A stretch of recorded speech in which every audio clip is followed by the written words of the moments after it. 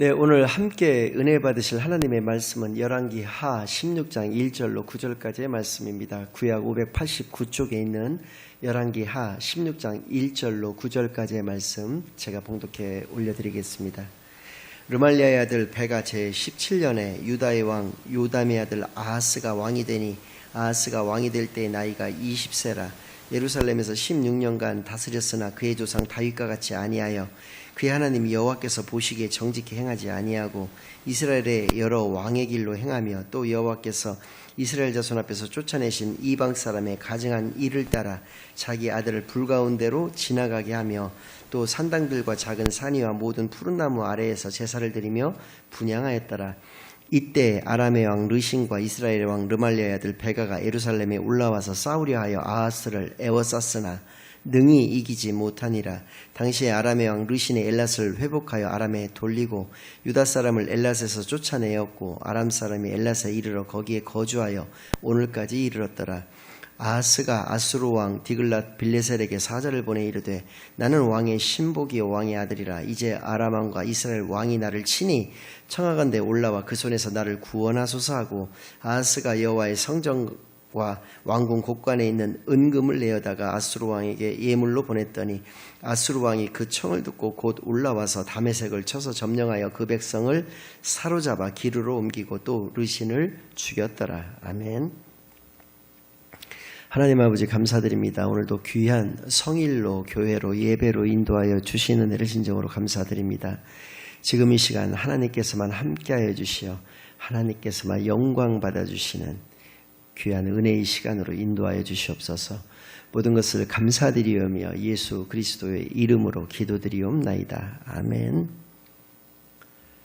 네, 오늘은 하나님을 모르더니 열왕기하 그 첫 번째 시간으로 오늘 본문 말씀을 중심으로 해서 여러분들과 함께 은혜 나누는 시간을 갖도록 하겠습니다. 우리가 오늘도 이렇게 살펴보고 있는 열왕기서 그리고 다음에 살펴볼 역대기에 중심되는 단어가 있습니다. 즉 주제의 문구가 있다라고 하는 것인데 그것은 하나님이 보시기에라는 단어입니다. 하나님이 보시기에 그 뒤가 어떻게 나오느냐가 중요하다라고 하는 것인데요. 우리 세상의 사람들은 그 사람들의 어떤 평가를 중요하게 생각합니다. 그러니까 다른 사람이 나를 어떻게 이야기를 하고 어떻게 생각을 하고 있을까를 중요하게 생각하는 사람들이 많고요. 또 어떤 사람들의 업적을 또 굉장히 중요하게 생각합니다. 이 땅에 와서 내가 무엇을 이루어 놨는지 그것을 많이 이루어 놓으면 많이 이루어 놓을수록 굉장히 훌륭한 사람으로 그렇게 바라보는 것이 좀 있죠. 그리고 내가 얼마나 정직하고 성실한 삶을 살아왔는지 그러한 것들이 잘 사는 삶의 기준이 되어 왔는데 성경은 그렇지 않다라고 말씀을 하고 계시다는 것이죠. 성경에서는 그것들을 우리가 예컨대 어렸을 때 모래사장 같은 데 가서 모래를 여러분들이 한 움큼을 한번 잡아보신 적이 있을 것입니다. 뭐 두 움큼을 잡으셨을 수도 있겠죠.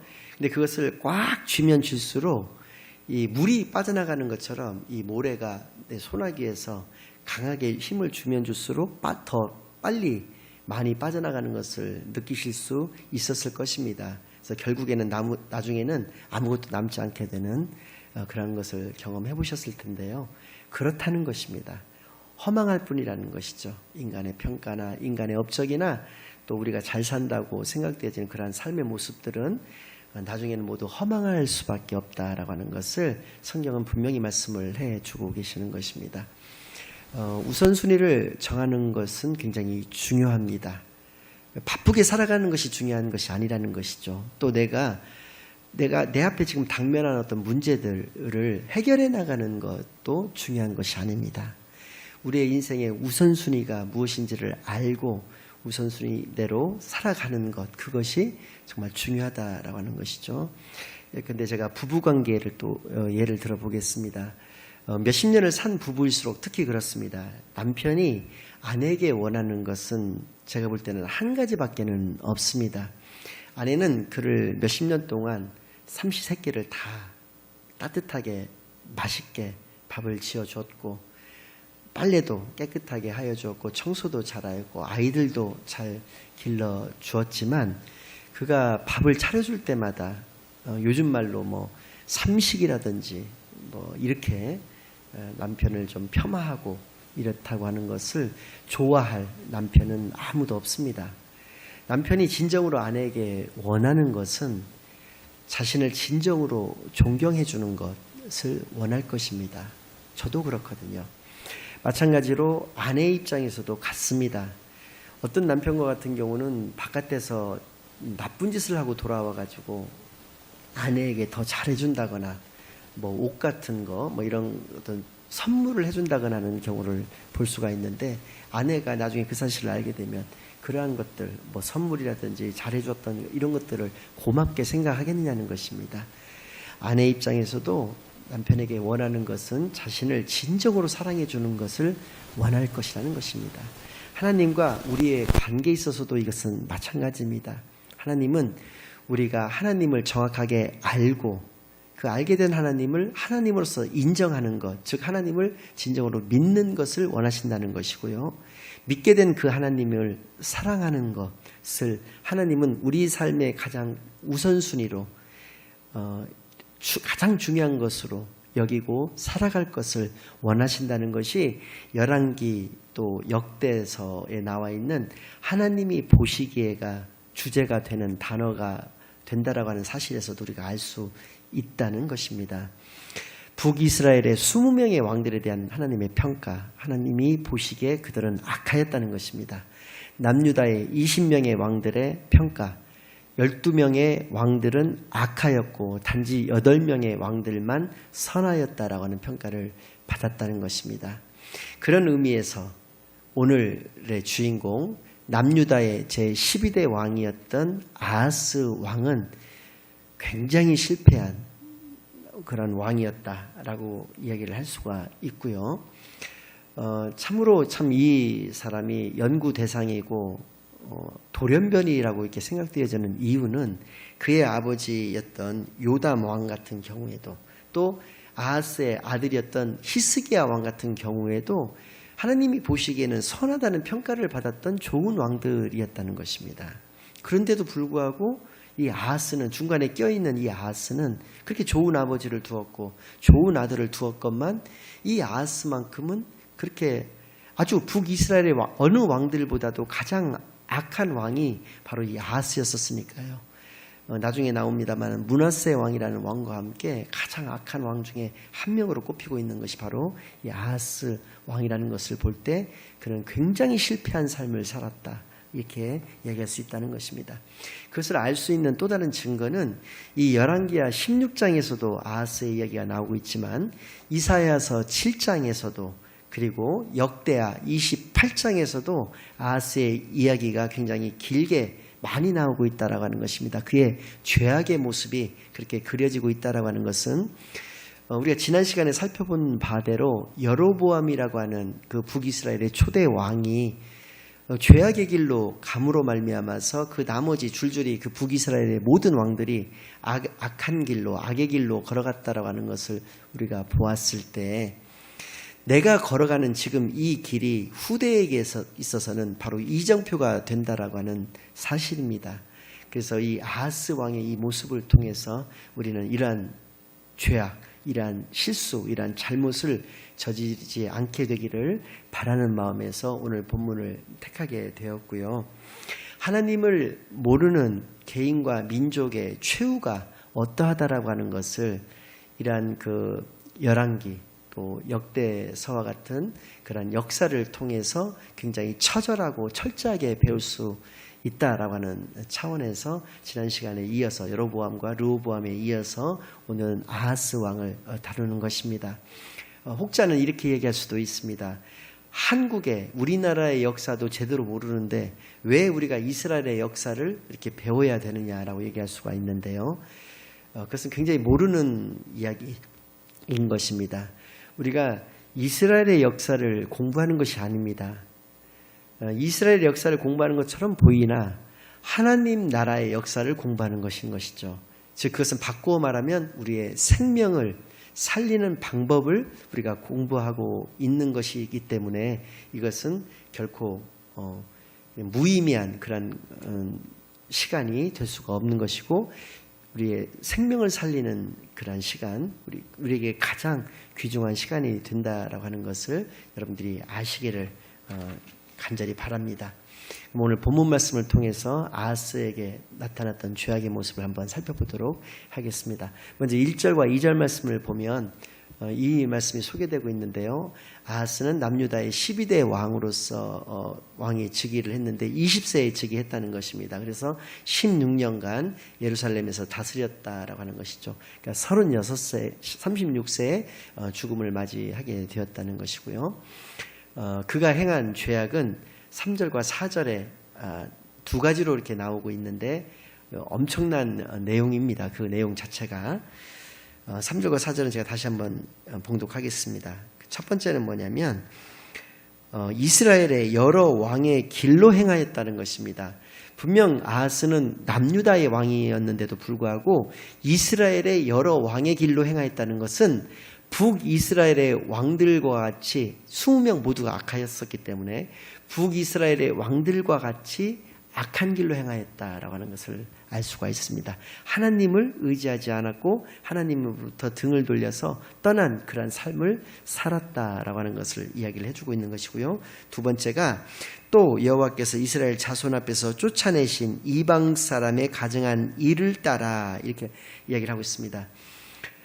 가나안 7족속을 진멸하라고 하시면서 그들을 다 몰아내고 그 가나안 땅을 이스라엘 백성들로 하여금 차지하게 하신 이유는 이스라엘 백성들에게 그 적과 꿀이 흐르는 가나안 땅을 차지하게 하시고자 함이 아니었고요. 1차적인 이유는 가나안 그 7족속의 그 죄악이 하늘에까지 닿았다는 것입니다. 더 이상 그 죄악을 소돔과 고모라 성처럼 더 이상 두고 보실 수가 없기 때문에 이스라엘 백성들을 도구로 사용하셔서 가나안 7족속을 진멸토록 하셨다라고 하는 것을 우리가 알 수 있는 것과 같이 그들이 행하였던 가증한 일이라고 하는 것은 바로 하나님을 섬기지 않고 다른 이방신들, 바알신이라든지 아스타롯이라든지 그렇게 밀곰이라든지 이러한 다른 이방신들을 섬겼던 그들의 죄악이 관영하였기 때문에 그랬다라고 하는 것을 우리가 알 수 있는데요. 이러한 것을 행하였다라는 것입니다. 그러한 가증한 일을 행하였다는 것인데요. 구체적으로 이제 또 두 가지 예를 들어서 나오고 있는데요. 첫째가 가증한 일을 따라 자기 아들을 불 가운데로 지나가게 하며라고 말씀하고 계십니다. 암몬 족속이라고 하는 족속들이 섬겼던 신 중에서는 밀곰이라고 하는 신이 있는데 그 밀곰이라는 신의 몰렉 제사라고 하는 제사에서는 자기의 아들을 산채로 불 가운데로 지나가게 하는 정결 예식을 먼저 거행하고 그 불에다가 산채로 또 태워 죽여서 그 신에게 바치는 인신 제사를 드렸었다라고 하는 것입니다. 그러니까 아주 이방 신을 섬겼던 끝판인 것이죠. 이게 끝판왕이라고 이렇게 흔히 이야기하는데 아주 끝판의 모습이 바로 인신제사라고 할 수 있는데 인신제사까지 드렸다라고 하는 것이고요. 두 번째는 또 산당들과 작은 산 위와 모든 푸른 나무 아래에서 제사를 드리며 분향하였더라.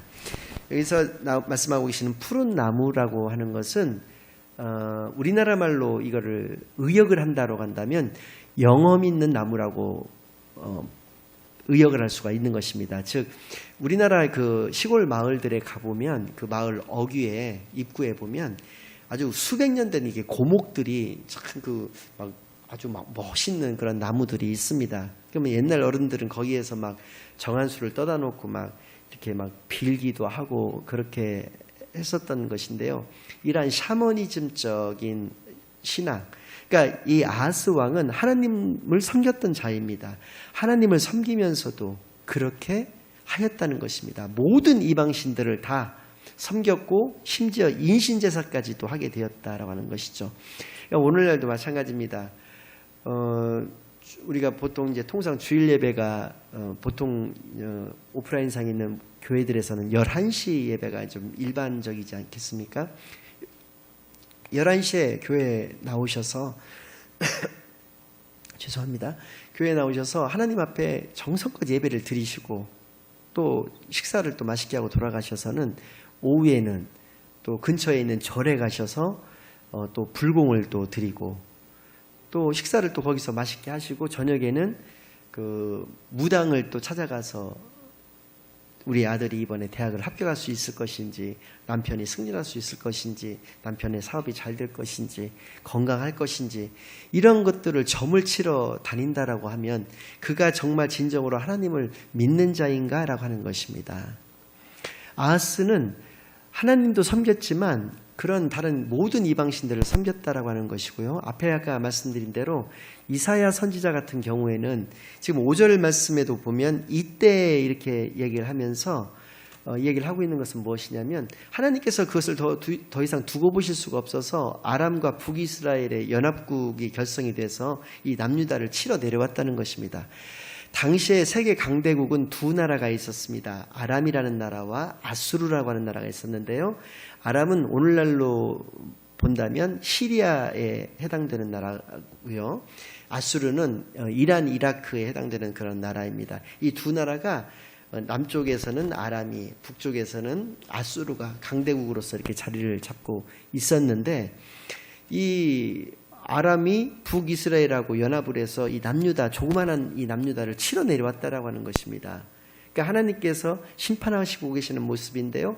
그래도 하나님께서는 하나님의 백성이었기 때문에 그들에게 한 번 더 기회를 주시기 위해서 그들이 능히 쉽게 그렇게 침략하지를 못했습니다. 승리하지를 못하고 있었던 터에 이사야 선지자를 아하스에게 보내셨다는 것입니다. 이사야 선지자는 하나님의 메시지를 전하기 위해서 스알랴숲이라고 하는 자기의 큰 아들을 데리고 갔는데요. 스알랴숲이라고 하는 이름의 의미는 남은 자가 돌아오리라라고 하는 의미를 가지고 있는 것입니다. 그러니까 그 아들을 데리고 간 것 자체가 그 아들을 스알랴숲이라고 이제 소개를 하게 됐을 텐데 그 아들을 데리고 간 것 자체가 메시지가 되는 것인 것이죠. 그 유명한 남은 자 사상이라고 하는 것인데요. 하나님을 모르는 민족과 개인은 멸망밖에 없다는 것입니다. 그러나 사랑의 하나님이시기에 남은 자를 두신다라고 하는 것이 그 남은 자 사상인데요. 그 또 남은 자를 통해서 그 그루터기를 통해서 하나님 나라를 또 이루어 가실 것이다라고 하는 그 사상, 그것이 남은 자 사상인데요.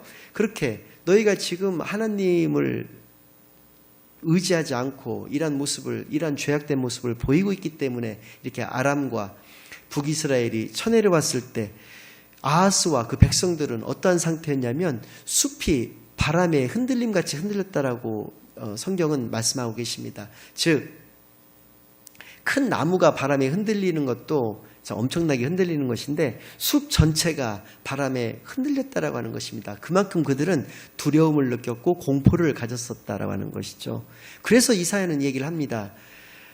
제발이지 이제부터라도 하나님만을 의지하고 하나님의 말씀에 따라서 살아간다면 이들을 능히 그들이 계획한 대로 그들이 이기지를 못하고 네가 능히 이들을 방어할 수 있다.